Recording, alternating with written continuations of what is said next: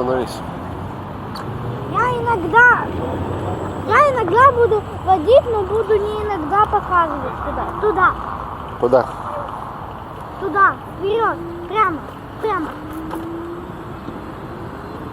Я тоже иногда должен нажимать.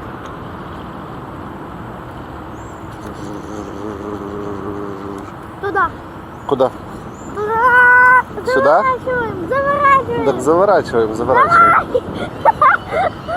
Едем к маме. Мама не пересела туда. Туда.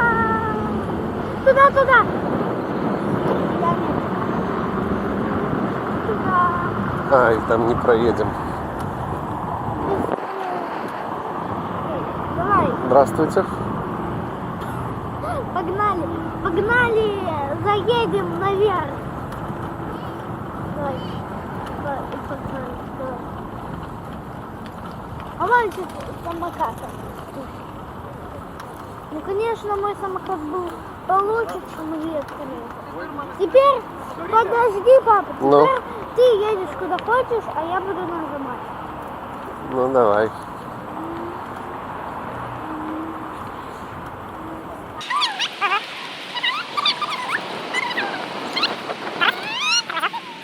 Поехали, наверное. Нажимай. Это остановимся сейчас. Сюда. Ты управляешься, не забудь. Ну, как ты ему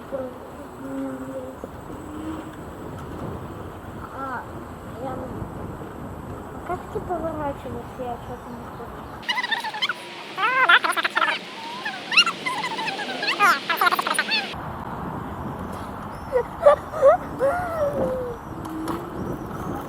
Мне что-то уже страшно с этими камнями. Куда ехать? Сюда. Вот в таких местах мне очень жарко всегда. Да. Да. Там песок и всякие машины, и нету людей. И там чуть-чуть как-то жарко. И в некоторых местах мне даже чуть-чуть и страшно. Когда я там один гуляю, ну там не опасно. Мне чуть-чуть там. Это подножку убрал? Да. А теперь я управляю. Ты так? Давай. Подожди, забыл. Все. К маме едем. Шучу, не к маме. Туда. Все, уже поздно. Надо раньше. Сейчас развернусь.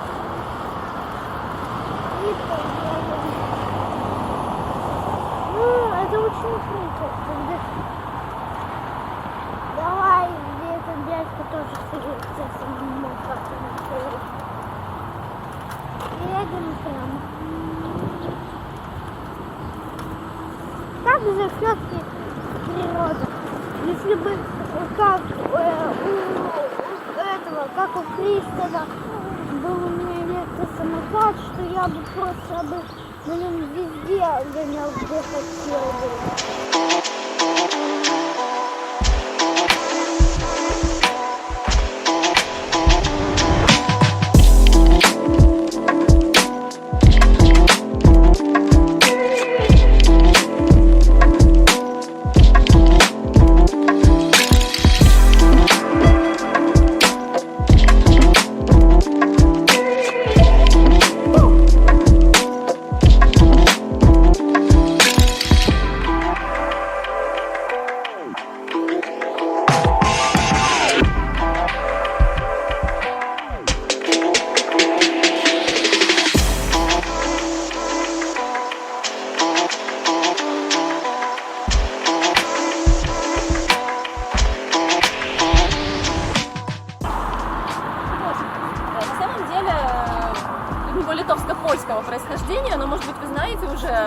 если литовско-польское происхождение, то литовцы говорят, что это наше, а поляк говорят, что это наше. Никак не можем поделить. И вот Станислав Добружинский, он на самом деле был очень известной личностью. Жил он, видите, вот годы жизни 75-57. И прославился он именно чем? В Вильнюсе, в Литве. Прославился он циклом рисунков о Вильнюсе. И у него есть картина, сейчас я вам покажу, на которой он изобразил именно это здание. Вот как выглядит эта картина. Угу. И в 1986 году городские власти решили, что это здание надо снести и построить, ну, такой, ну, как он сейчас называется, Daugiabutis, это, ну, не многоэтажный дом, а многоквартирный дом, вот на этом месте.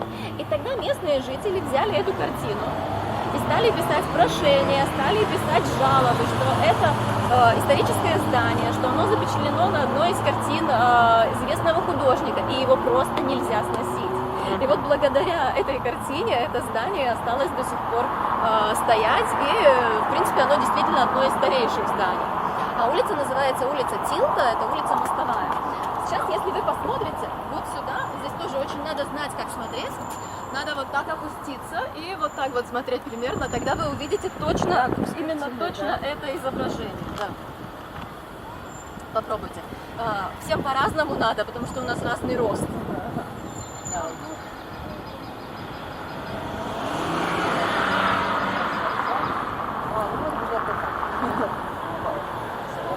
Историю стоит знать. Вот эта вот часть, это крепостная стена, которую построили вот именно в 1522 году.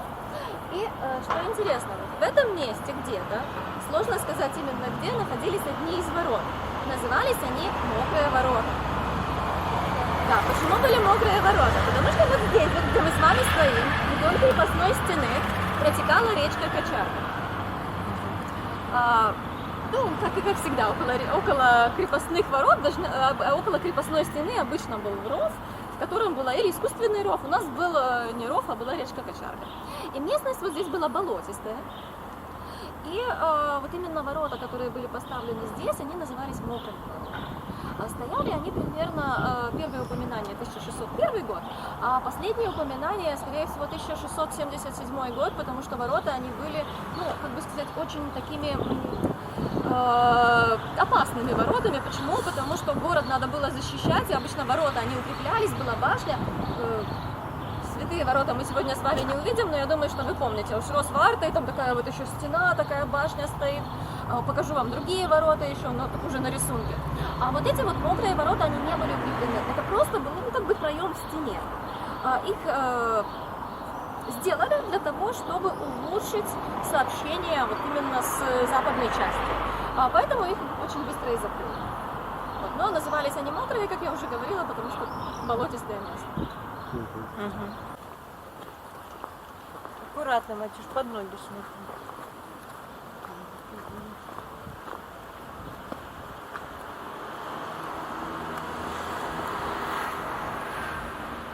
Это наш знаменитый архитектор. Мы сегодня уже с вами до начала экскурсии дискутировали, почему так сложно, когда говорят кафедральная площадь, приходишь на ратушную, на самом деле, потому что он проектировал и кафедральный собор, и ратушный собор, и саму ратушу. И очень по стилю, это неоклассицизм, оба здания напоминают друг друга. Поэтому так сложно на самом деле. Иногда кажется, что те же самые колонны. С этого обрыва просматривается это здание, в котором он живет. Но что интересно, что он хотел там остаться, но ему сказали, что если он там останется, то это будет очень дорого стоить, чтобы там ему обеспечить безопасность. Поэтому сегодня здесь происходит мероприятие, но обычно, когда нет мероприятий, даже вечером можно сюда зайти и посмотреть.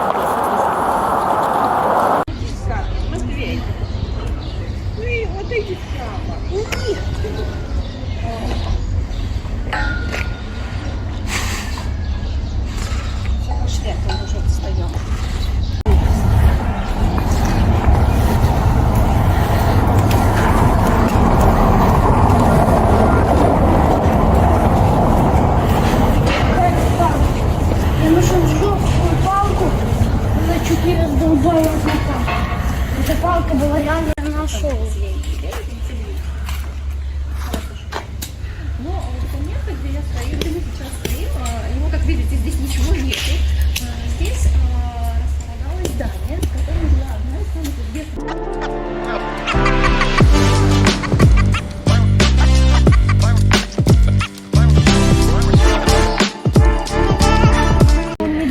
на самом деле, но он действует, и тут у нас тоже много интересного. Как я уже говорила, что колокольня кафедрального собора одно из самых старых зданий, может быть, фундамент этого костела тоже претендует на то, чтобы быть одним из самых старейших зданий Вильнюса, каменных зданий.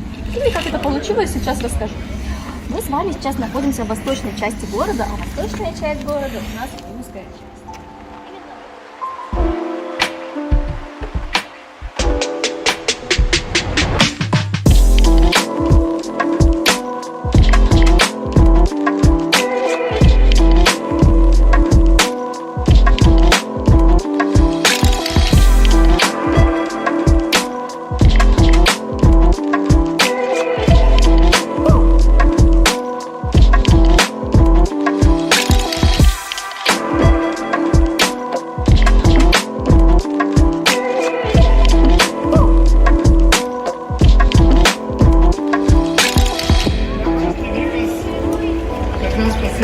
Aukštesnė graža visose srityse.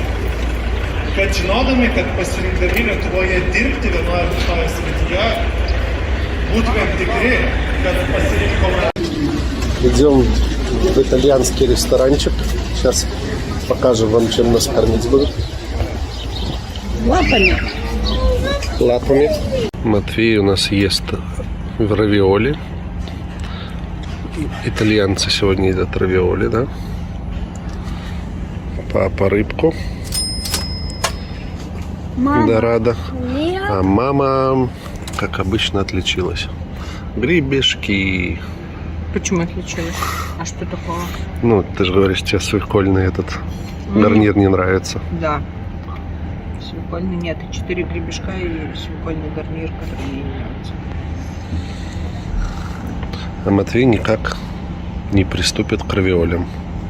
Они горячие. Да не горячие, они не горячие. Если бы они- Хватит тирать у меня из тарелки. У тебя много. Я говорю,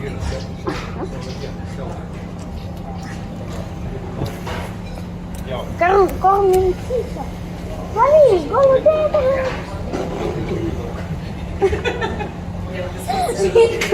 Угу.